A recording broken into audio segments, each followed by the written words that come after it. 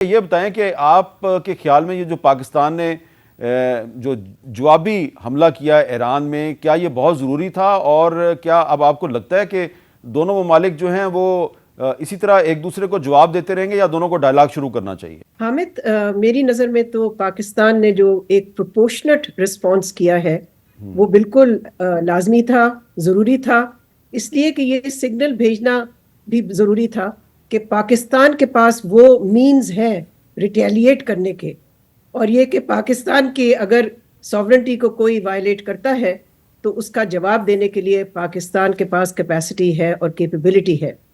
اور پھر یہ سگنل صرف تہران کے لیے نہیں تھا، میری نظر میں یہ سگنل اور بھی ممالک کی طرف تھا جن کے ذہن میں اگر کبھی یہ آئے کہ وہ بھی کوئی کراس بارڈر ایکشن کر سکتے ہیں تو یہ ان کے لیے بھی، ان کو ڈٹر کرنے کے لیے بھی تھا۔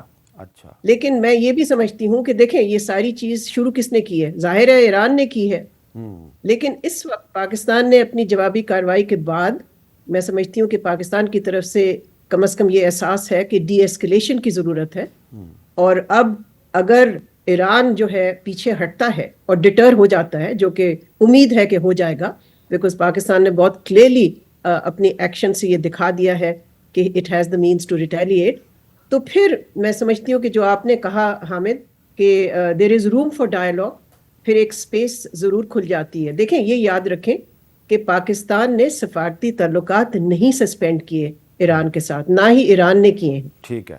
تو اب ایک سپیس ضرور ہے کہ دونوں ممالک کے درمیان جب ٹیمپریچر تھوڑا سا نیچے آئے گا، جب ٹیمپرز تھوڑے سے نیچے آئیں گے تو دونوں ممالک، دیکھیں یہ جو بارڈر ایشو ہے اس کو ایڈریس کرنے کی ضرورت ہے۔ اور اس وقت ایک اور بھی سوال آپ نے جو پوچھا وہ یہی تھا کہ اس کا فائدہ کس کو ہوتا ہے؟ دیکھیں اس کا فائدہ داعش کو ہوتا ہے۔ پاکستان اور ایران کے درمیان انٹیلیجنس کوآپریشن رہی ہے داعش کے حوالے سے، تو اس طرح کی اگر تناؤ یا کشیدگی کنٹینیو کرتی ہے تو ظاہر ہے خطے میں تو داعش کو فائدہ ہوگا۔ اس کے علاوہ آپ کو پتہ ہی ہے کہ بین الاقوامی سطح پہ کن ممالک کو فائدہ ہوگا۔ جی اچھا، مشاہد صاحب، ڈاکٹر ملیحہ لودھی صاحبہ کہہ رہی ہیں کہ پاکستان اور ایران میں اگر کشیدگی بڑھتی ہے تو داعش کو فائدہ ہوگا، اور کس کس کو فائدہ ہوگا؟ 3 ممالک کو۔ ایک اسرائیل جو نسل کشی کر رہا ہے غزہ میں، اس سے توجہ ہٹے گی، کیونکہ جو ایران نے ہیٹرک آف حملے کیے ہیں عراق، سیریا، پاکستان، تو اب یہ نئے تنازع شروع ہو گئے ہیں۔ دوسرا ہندوستان جو چاہتا ہے کہ پاکستان پر دباؤ رہے، اور پاکستان کے لیے اگر افغانستان میں بھی مسئلہ ہے ایران سے بھی ہو جائے، اور تیسرا میرا براڈلی امریکہ بھی، کہ امریکہ نہیں چاہتا کہ کوئی یونائٹڈ فرنٹ ہو مسلمانوں کے درمیان۔ اس وقت جو اسرائیل نسل کشی کر رہا ہے اس کے ساتھ مل کے کوئی مسلم امہ کوئی سٹینڈ لے سکے، تو یہ جو ایرانی حملے نے اس یکجہتی کو تو درار ڈالی ہے نا، اور یہ 3 لوگ یہ بینیفیشریز ہیں۔ تو آپ کے خیال میں پاکستان نے جو جوابی حملہ کیا یہ ضروری تھا؟ یہ ضروری تھا، ٹائملی تھا، کیونکہ دیکھیں جی یہ this was action replay of Pulwama. اچھا، جو بالاکوٹ میں ہندوستان نے کیا تھا، پاکستان پر حملہ کیا 2019 کو فروری میں، اسی ہم نے کیا کیا 24 گھنٹے کے اندر جواب دیا، 2 جہاز گرائے، پائلٹ پکڑ لیا، اور ہم نے کہہ دیا کہ یہ ریڈ لائن نہیں کراس کریں گے، تو یہی ریڈ لائن کراس ہو گئی تھی۔ اور جس طریقے سے، اور دوسرا میرے خیال تھا کہ شام تک ایرانی شاید کوئی ندامت کر لیں، معذرت کر لیں، اپالوجی کر لیں۔ جو ان کے وزیر دفاع کا بیان آیا وہ تھوڑی سی رونت تھی اور تکبر تھا کہ جی اٹس اباؤٹ سیکیورٹی، تو بھی آپ کی سیکیورٹی تو ہماری سوورنٹی ہے، تو اور ان کے فارن منسٹر نے بھی یہ جسٹیفائی کر دیا۔ تو اس بیان کے بعد اور گفتگو جو ہمارے وزراء خارجہ کے درمیان ہوئی پاکستان ایران کا، پھر ہماری گنجائش نہیں تھی، کیونکہ یہ جیسے انہوں نے بھی فرمایا کہ لارجر میسج تھا۔ کل کو پھر جو چاہے، آپ کو یاد ہے کہ امریکہ جیسی سپر طاقت نے جب سلالہ میں کیا تھا، ہم نے جی لاکس بند کر دیے تھے، 7 مہینے بند رہے تھے۔ نومبر 2011 28 لوگ ہمارے شہید کیے تھے، اور ہم نے کہا تھا کہ ہم نے پیسہ نہیں مانگا تھا، ہم نے کہا تھا معافی مانگو، ٹھیک، اور 7 مہینے کے بعد امریکہ نے پھر معافی مانگ لی تھی، اور پھر ہم نے گراؤنڈ لائنز آف کمیونیکیشن کھولے تھے۔ تو ہمارا ایک ہی کنسسٹنٹ سٹینڈ ہے، اور اس پر کمپرومائز نہیں ہو سکتا۔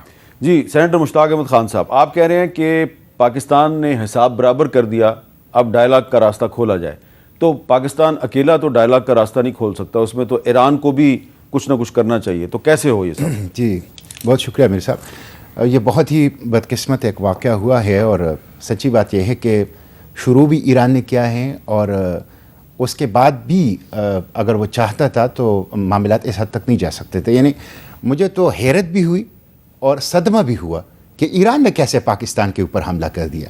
اور مشاہد صاحب نے تو ان کے ڈیفنس منسٹر، میں نے ان کے وزیر خارجہ کا بیان پڑھا تو انہوں نے کہا کہ یہ ہم نے کیا ہے اور وہاں پہ ہم نے اپنے جو ٹارگٹس تھے وہ ہٹ کیے ہیں، اور ہم پاکستان کی جو خود مختاری ہے اس کا احترام کرتے ہیں. بھائی جب آپ نے پاکستان کے اندر میزائل حملہ کر دیا اور ٹارگٹس آپ کے کیا تھے؟ 2 بچے شہید ہو گئے ہیں، کوئی ٹارگٹ نہیں تھا.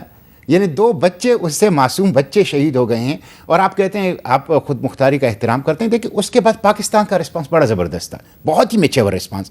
پاکستان نے یہ کیا کہ اپنے سفیر کو بلایا، ان کے سفیر سے کہا کہ یہاں نہ آؤ، دفتر خارجہ بلا کے ان کے ناظم ملک کو اس کے اوپر احتجاج کیا. اور اس دوران یہ 15-16 گھنٹے گزر گئے. اگر ان 15-16 گھنٹوں میں ایران معذرت کرتا اور تھوڑا سا ایک وہ آئس میلٹنگ ہو جاتی ٹیمپریچر، تو یہ پاکستان ہو سکتا ہے رسپانس نہ دیتا اس طرح.